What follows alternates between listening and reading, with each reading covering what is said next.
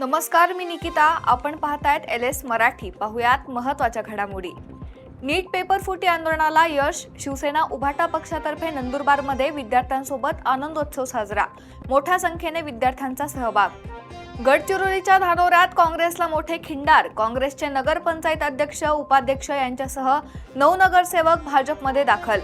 छत्रपती संभाजीनगरमध्ये महाविकास आघाडीसह विविध सामाजिक संघटनांकडून विजयी तिरंगा मार्च. जब जब मोदी डरता है, हिंदू मुस्लिम करता है अशा घोषणांनी परिसर दणाणला. बीडमधील परळीत मलकापूर रोडवरील घनशी नदी पात्रात वृद्ध व्यक्तीचा मृतदेह आढळल्याने खळबळ. पोलिसांकडून पुढील तपास सुरू. NCBची मोठी कारवाई. न्यूझीलंडला पाठवल्या जाणाऱ्या 3 कुरिअर पार्सलमधील 10.990 किलो एफेड्रिन जप्त. एकाला अटक. पालघर जिल्ह्यातील तलासरी परिसरात कुर्जे डॅमला तडे जाऊन फुटण्याची अफवा. अफवांवर नागरिकांनी विश्वास ठेवू नये, जिल्हाधिकाऱ्यांचे आवाहन.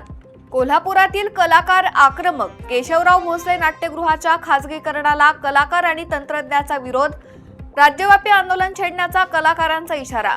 हिंगोली जिल्ह्यात खरीपाच्या पेरणीनंतर अपेक्षित पाऊस न झाल्याने पिकांच्या वाढीवर परिणाम. पावसाअभावी पिकांवर अळीचा प्रादुर्भाव. मुंबई पुणे यशवंतराव चव्हाण द्रुतगती मार्गावरील मॅजिक पॉइंट परिसरात वाहतुकीवर परिणाम. आयशर टेम्पो रस्त्यातच बंद पडल्याने वाहन चालकांची मोठी कसरत. नाशिक जिल्ह्यातील नांदगाव तालुक्यात अद्याप समाधानकारक पाऊस नाही. शेती सिंचनाबरोबरच पिण्याच्या पाण्याचा प्रश्न गंभीर होण्याची शक्यता. पुण्याचे डिंबे धरण पूर्ण क्षमतेने भरले. घोड नदीत 4800 क्युसेकने पाण्याचा विसर्ग. नदीकाठच्या नागरिकांना सतर्कतेचे आवाहन. गडचिरोलीत शहीद जवानाला साश्रू नयनांनी निरोप. शहीद सुरेश आंबाडार अमर रहेच्या घोषणा. बारामतीच्या पिंगोरीत कारगिल विजय दिवस उत्साहात साजरा. कारगिल युद्धातील शहीदांना नागरिकांचे अभिवादन.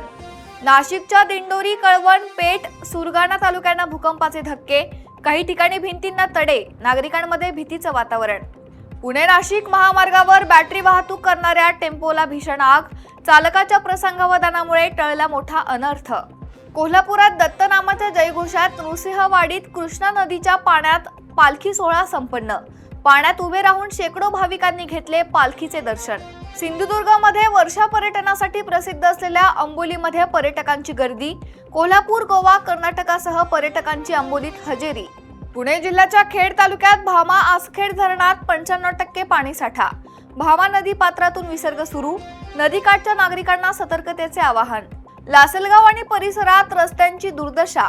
वाहन चालकांसह नागरिक हैराण. अपघाताच्या प्रमाणात वाढ. प्रशासन लक्ष कधी देणार, नागरिकांचा सवाल. यवतमाळ जिल्ह्यात 9 लाख हेक्टरमध्ये 100% पेरण्या पूर्ण. सोयाबीन, तूर आणि कापूस पिकाची लागवड पूर्ण. उशिरा पाऊस पडल्यानं उत्पन्नात होणार घट.